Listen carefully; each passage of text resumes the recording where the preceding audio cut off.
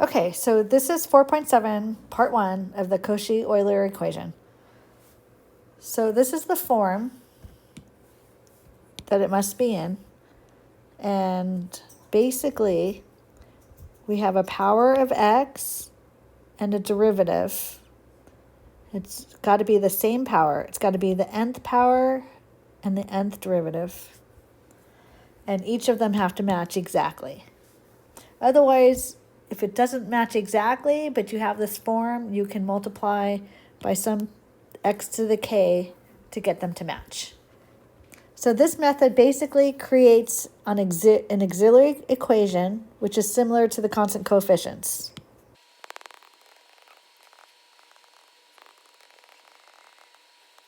So what we're going to do is just look at the second order homogeneous to create the auxiliary equation. So the second order one will be ax squared y double prime plus, we'll just then bx y prime plus c y is equal to 0. Now if we put this in general form, we divide by ax squared.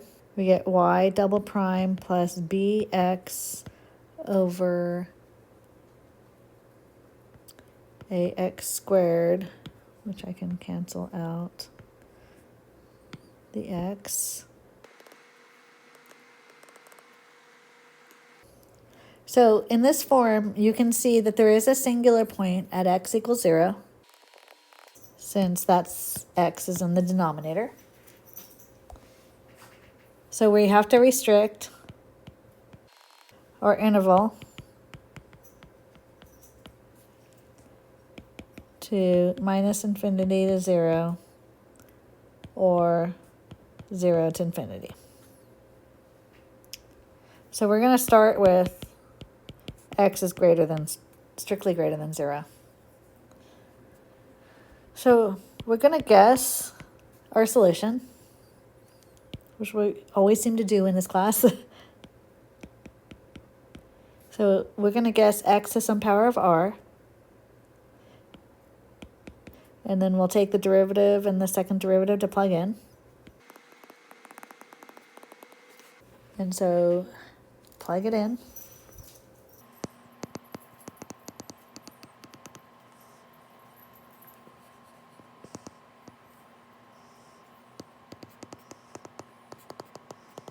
So there's our dE, and so plugging in, replacing y with y, y prime with y prime, and y double prime with y double prime, we're going to get,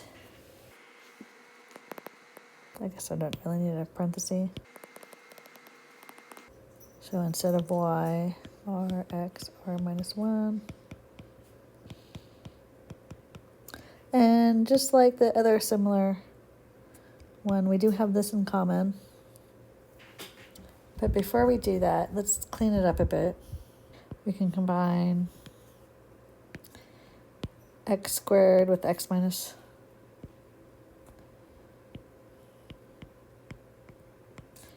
So we add them together, we get x to the r. We add x and r minus 1 together, we get x to the r. So now we factor x to the r out.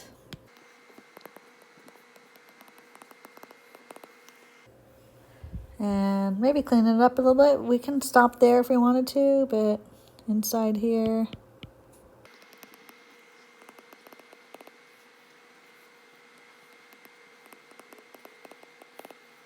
So remember, this x we were saying is strictly greater than 0.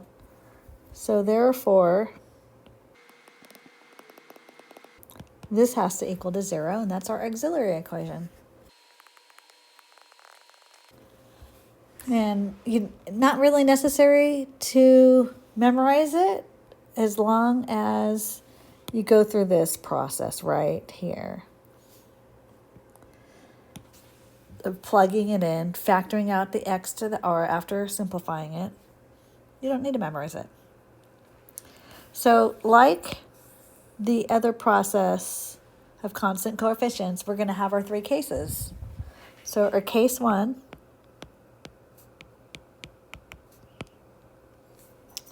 is we're going to have distinct real roots, which are R1 and R2. So if that's the case, our fundamental set of solutions, pretty straightforward, is x to the R1, x to the R2. And then our general solution will be y equals c1 x to the R1 plus c2 x to the R2, the second solution.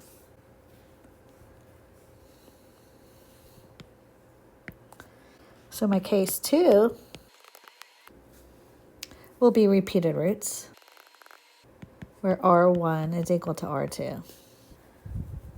So what we're going to do here is we're going to use this fact that they're equal. So basically we're given one of these roots, and we'll use Abel's formula to find the second root. If we do this in general, we are going to do this in general. It's a little difficult to follow, but not too bad. It's still just algebra. Then once we've done it in general, we can just memorize it, not have to do it every time, using Abel's formula every time. So R1 is equal to R2. Our function in general form for Abel's formula that we need to use is y prime double prime plus b over ax y prime plus c. So that's our general form. Remember, our y1 is x to the r, is a solution. And we're going to use Abel's formula to find a second independent solution. So remember, our solution is ar squared plus just this one up here, right here, b minus a r plus c equals 0. So I'm going to divide through by a.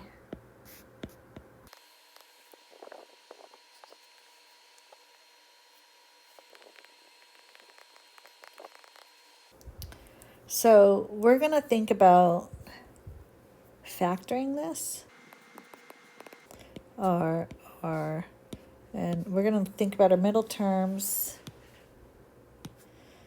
They add up to be that. And remember the repeated roots, or they're going to be the same thing. It'll be plus b minus a half of this plus half of this. You can see it adds to that middle term. So that therefore r is equal to minus b minus a all over 2a. We'll distribute that, and that'll be a minus b all over 2a. That's my r. Now let's use Abel's formula, where my solution is x to the r1 or r2. That's the same r. I don't really need to label it because they're the same. And the formula, Abel's formula,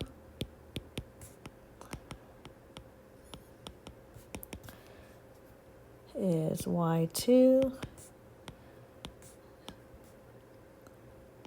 e to the minus p of x dx all over y1 squared dx. Okay, so now for our formula. So now for my p of x, this is my formula. And so my p of x equals b all over ax. Use that in the formula. And we'll also use this. That's y1. That is equal to x to the r, e to the minus integral, my p of x is b over ax. all over y1 is x to the 2r, r squared. This right here is the constant can come out to the front. Integral 1 over x dx. X to the 2, this is my r. A minus b all over 2a dx. So if you can see it, this 2 cancels with that 2.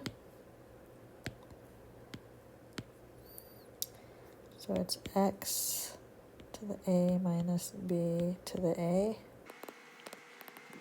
E to the natural log power rule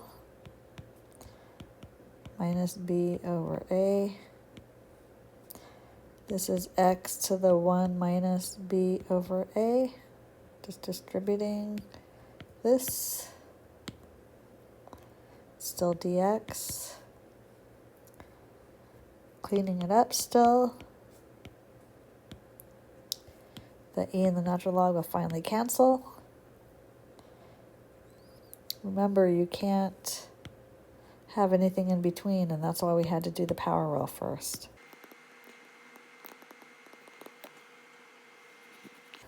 So now if we subtract, if you see there's more on the bottom, it's going to be 1, those b minus a's are going to cancel basically. 1 over x is left over. That's my y2. That's my y2. My fundamental set is x to the r is my first root. X to the r is my first solution. And we just saw we can make it independent by multiplying by natural log of x. So that makes y equals. That's my general solution. Okay, so now our third case.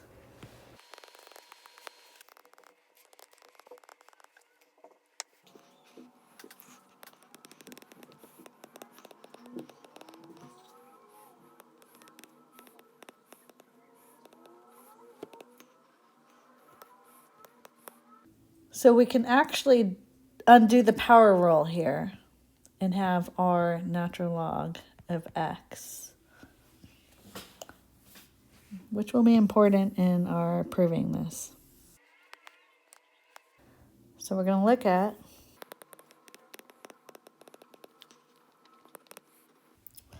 and plugging it in here. So it's y equals x to the r.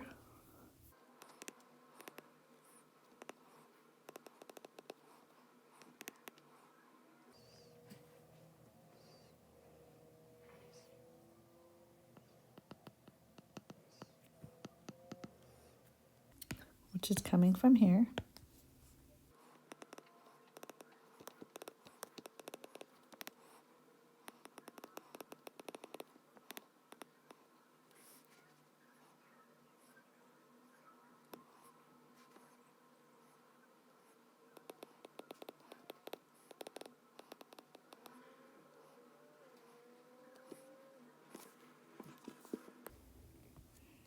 So remember, we can get rid of the I and write our fundamental set as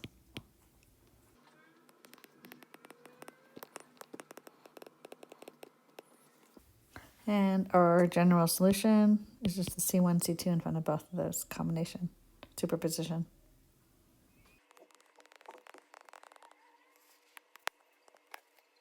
So here's an example.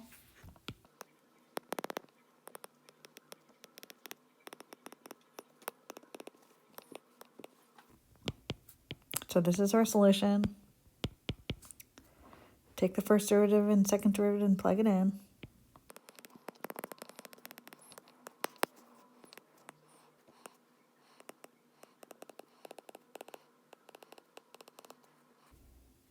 So combining these two and these two.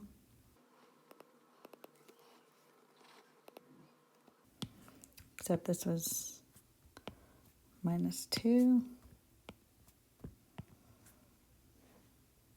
Got to subtract 1 there.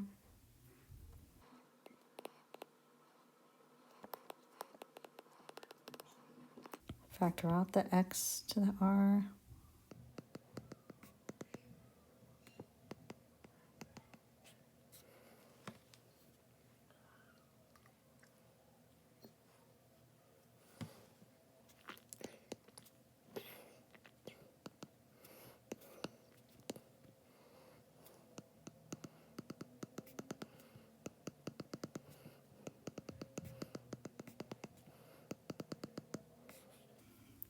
So our fundamental set is x to the 1 and x to the -1. So my solution, my general solution,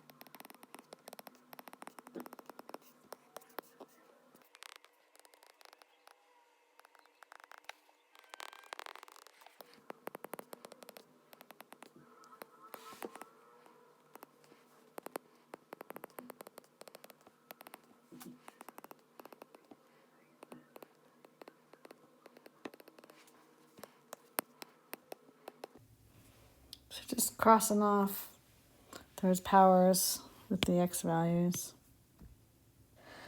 Factoring out the x to the r.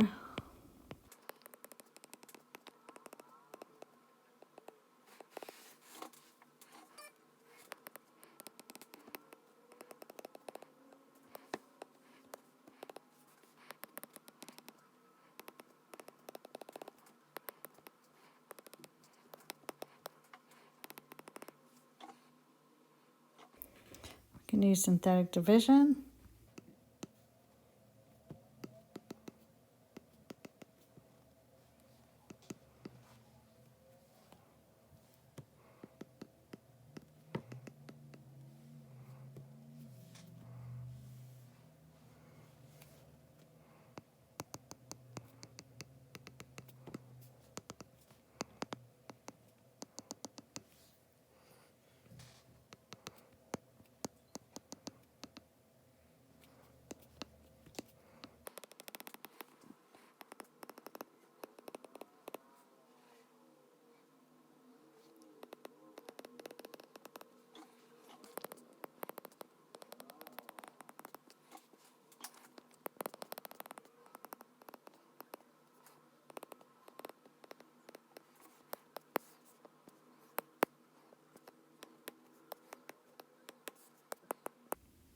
And that's all for today. We'll solve non-homogeneous on part 2 of this.